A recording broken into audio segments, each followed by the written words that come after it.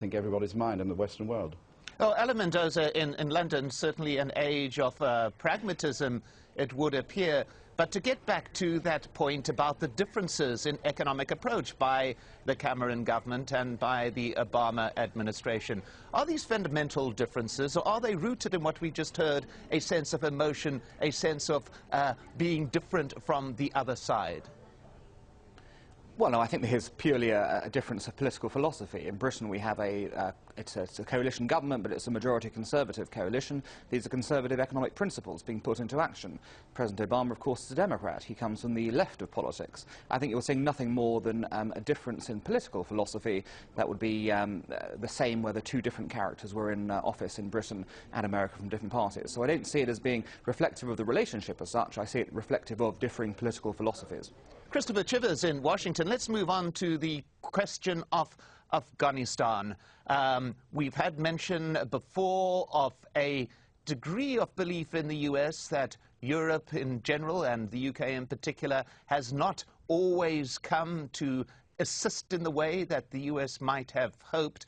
The issue of Afghanistan, how much is this defining the relationship between the US and the UK at present and in the recent past? Well, I think it's obviously very important. Afghanistan is a major priority for the Obama administration, and I think that there probably was at first fairly high hopes that with the new administration in place, our European allies would increase very significantly their troop and aid contributions in Afghanistan. And while we've seen some increases, I think that we probably haven't seen the size increases that people in the administration would have liked. So I do think it's true. There is a bit of a letdown, and I think that this is something that could impact the future of U.S.-European relations when it comes to dealing with other parts of the world. But I don't think it's going to impact the basic U.S.-European relationship that I referred to at first, which is defined in terms of economics, common history, and common values. Ella Mendoza, to follow on the point about Afghanistan, Iraq has left a definite scar in the British psyche. The investigations into the war have been very critical of the Blair administration and in some ways very anti the US. Is there still a sense of anger at the whole Iraq scenario in which the UK was brought in by the US? Well, it's quite unclear as to how exactly the UK was brought in by the US. I mean, we've seen some of the conversations between Blair and Bush come out.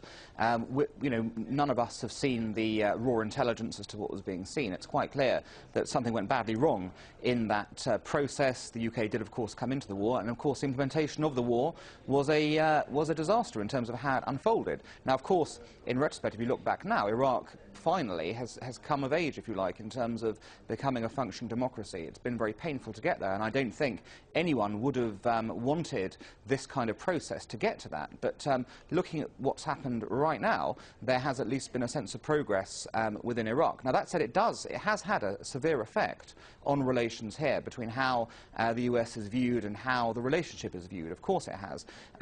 Certainly, Iraq remains a raw wound, particularly in the Labour Party, where even now Labour are in the process of electing a new leader. A lot of that vote will depend on an Iraq war, sort of theory. How did that person vote on the Iraq war? How did they, what part did they play in that process? It's something that the front-runner, David Miliband, who was, of course, in the cabinet, will have to look out for very carefully.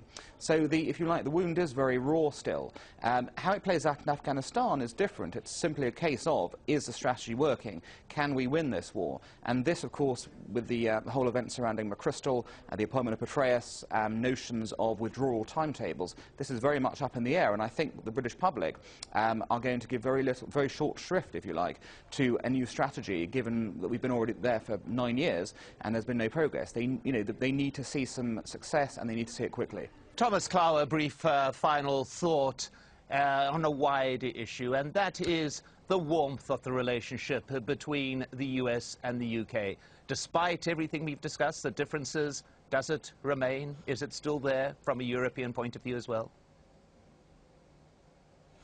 Well, something is still there, of course, and that's something important, but it's always been ambiguous.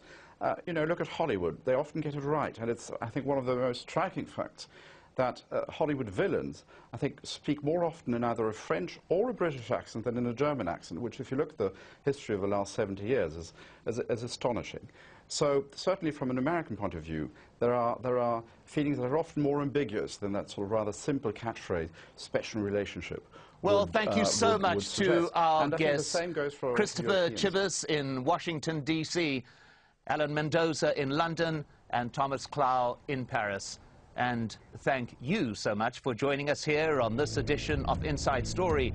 We welcome your comments and suggestions. Please email them to us at insidestory@aljazeera.net.